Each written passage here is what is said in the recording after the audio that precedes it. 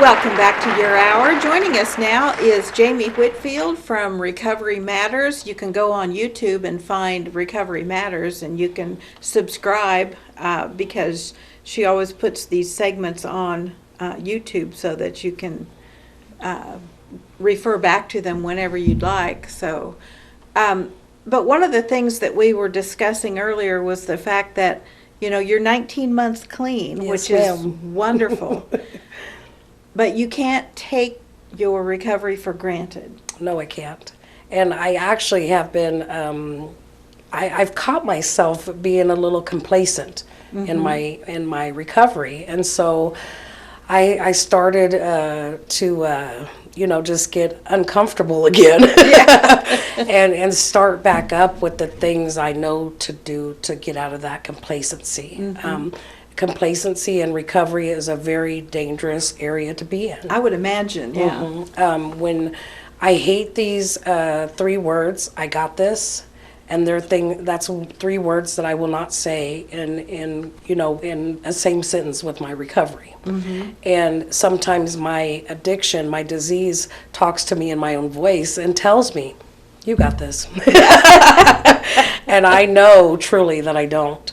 And so I kind of was reflecting on things and being complacent in my recovery, and I just wanted to give I've given this message before, but so I'm truly talking to myself today when I'm giving this message again. And so there was some suggestions that have been given to me so freely in my journey throughout my meetings and stuff like that. And the first suggestion was to learn to take the suggestions from others and people around you that are in recovery. And the number 2 is to get a sponsor. Yeah. Stay in contact with that sponsor. Don't just say, "I have a sponsor," and you just leave them there. Yeah. You utilize that individual to work your steps and grow in your journey in recovery. And you always need to find extra support outside of that sponsor.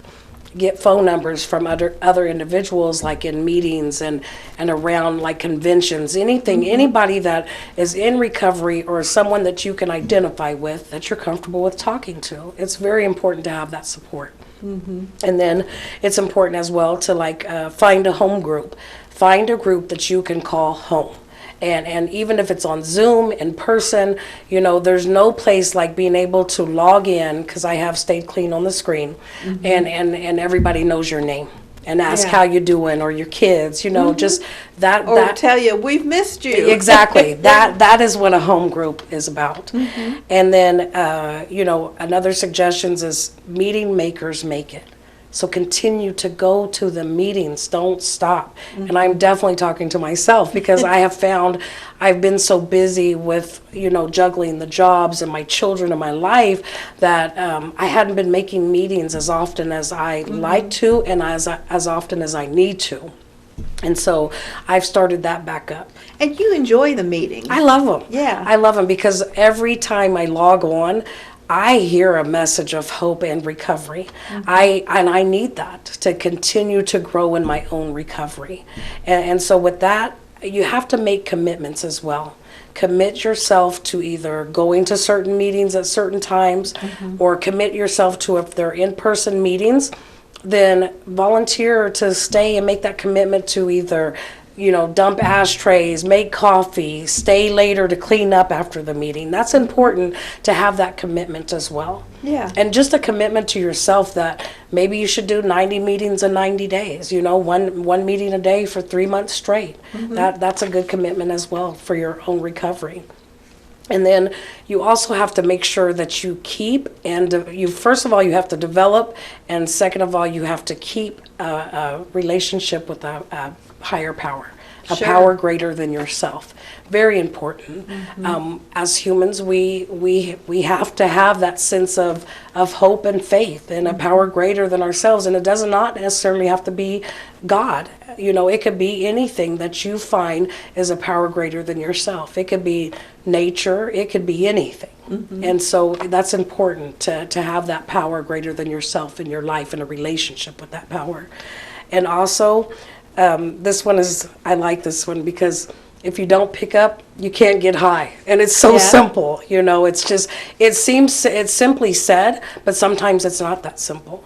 And so it's just something, a reminder that as long as, no matter what, as long as I don't pick up, I can't get high. Yeah. And if I pick up that telephone, I can almost say that I won't get high. And I pick up that phone to call my sponsor or someone in the fellowship of your choosing, your support group, anyone other than the drug man, the dope dealer. The candy man. Yeah. So then were things that I had already spoke about these before in one of my other segments, but I felt like they were so valid today in my life that I needed to speak about them again today for myself and for anyone else that just needs some suggestions of how to continue their journey in recovery. Well, and you've said before that, when you're in recovery, you need tools that can Yes. help you deal with the different things that come up. And that's one of the things you get from your meetings is Yes. these tools. Yes, and tools of, sometimes it's just a simple tool of just being a listener. And sometimes it's a simple tool of how did this individual get through this situation and they did not use. It's tools like that. And sometimes it's just things that you already know, but you need a refresher, a reminder about where easily you could go and grow, or you can fall and bump your head. Yeah. I was listening to a meeting earlier today, and someone had shared that 7 years of clean time, and they fell and bumped their heads.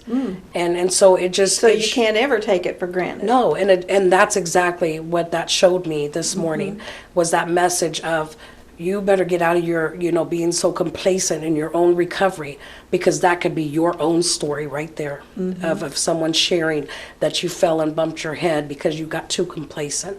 And 9 times out of 10, what happens is people stop going to meetings. Right. They stop, calling their sponsor and working their steps, because even though we go from 1 to 12 on our steps, we don't graduate. We start back over. Yeah. Or you work on the traditions that are given to us, whatever program you choose to follow. And so it's never this is a lifelong process of healing, Yeah. is the way I see it. And by all means, I can never forget who and where I've come from. And so that's just my message of, I'm here and I'm saying out loud that I was getting a little complacent. Well, and today you were able to participate in something with your kids at school, Yes, and yes. that was something that for the 3 years that you were high, you didn't do. No, and we're actually creating new memories Yeah. today. And it's just amazing to be able to remember it and be a part of it. Right, exactly. Well, Jamie, I love having you here, so thanks for joining. Thank you. And we'll be back with a little more.